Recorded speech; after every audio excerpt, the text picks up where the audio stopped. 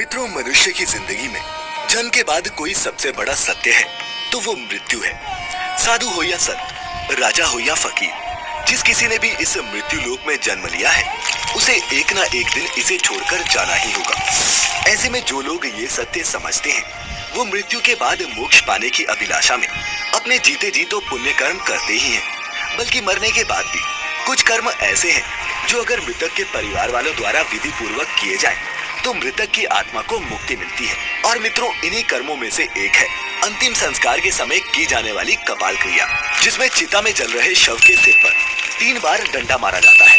लेकिन क्या आप जानते हैं कि ऐसा क्यों किया जाता है और चिता में शव के सिर पर डंडा मारने का हमारे ग्रंथों में क्या महत्व बताया गया है? अगर नहीं जानते तो कोई बात नहीं, आज की हमारी इस वीडियो को पूरा देखने के बाद जरूर जान जाएंगे।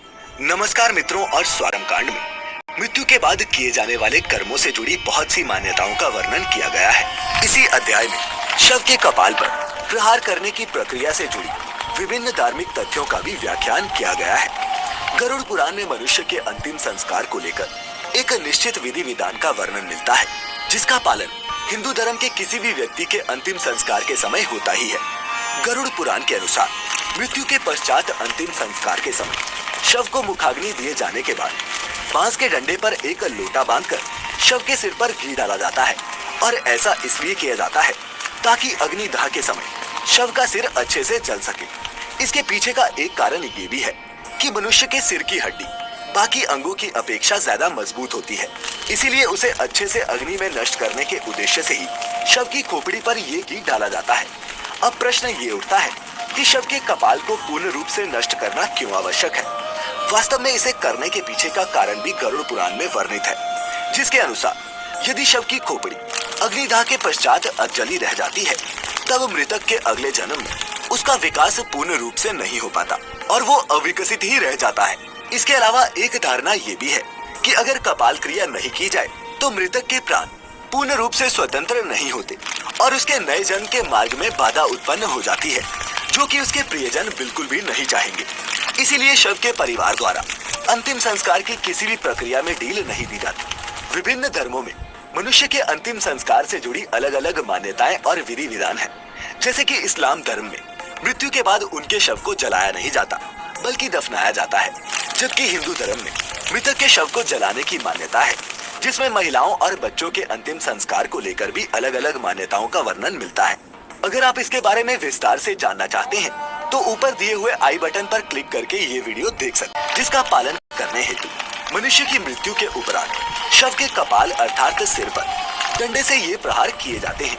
मित्रों, प्रचलित मान्यताओं के बीच एक विधि का वर्णन श्राद्ध चंद्रिका पुस्तक में भी वर्णित है, जिसके अनुसार सिर में ब्रह्मा का वास माना गया है, इसीलिए शरीर को पूर्ण रूप से मुक्ति प्रदान देने के लिए कपाल क्रिया की जाती है, जिसके लिए मस्तिष्क में स्थित ब्रह्मरंध्र पंच तत्व का पूर्ण रूप से विलीन होना आवश्यक है। इसीलिए कपाल क्रिया को अंतिम संस्कार की प्रक्रिया में महत्ता दी गई है।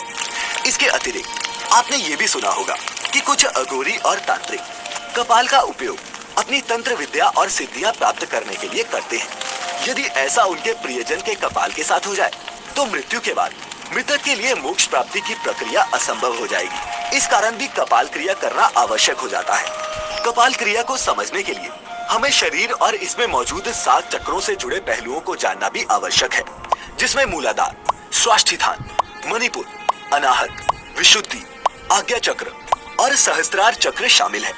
इनमें से सहस्त्रार चक्र को कपाल क्रिया से सीधा जुड़ा हुआ माना जा सकता है। सहस्त्रार अर्थात मस्तिष्क का मध्य भाग, इसे आप इस तरह भी समझ सकते हैं कि ये मस्तिष्क का वो हिस्सा होता है जहाँ चोटी रखी जाती है। यदि व्यक्ति यम नियम का पालन करते हुए यहाँ तक पहुँच गया है तो वह आनंदमय शरीर में स्थित हो गया है। ऐसे व्यक्ति को संसार, संन्यास और सिद्धियों से कोई मतलब नहीं रहता। इस चक्र को जागृत करने के लिए लगातार ध्यान की आवश्यकता होती है। मूलाधार से होते हुए सहस्त्रार तक पहुंचा जा सकता है। शरीर की संरचना में इस स्थान पर अनेक महत्वपूर्ण विद्युतीय और जैवीय विद्युत का संग्रह मिलता है। इसे ही मोक्ष का द्वार भी माना गया है। वास्तव में धर्म शास्त्रों के अनुसार जब मनुष्य की मृत्यु होती है तब हमारी आत्मा उसी चक्र से शरीर को छोड़ती है जिस चक्र के आसपास हमारा संपूर्ण जीवन व्यतीत हुआ हो। शास्त्र से आत्मा के निकास को मोक्ष प्राप्ति माना गया है। शास्त्र से जब आत्मा निकलती है तो वो कभी कभार मस्तिष्क को फोड़ कर निकलती है।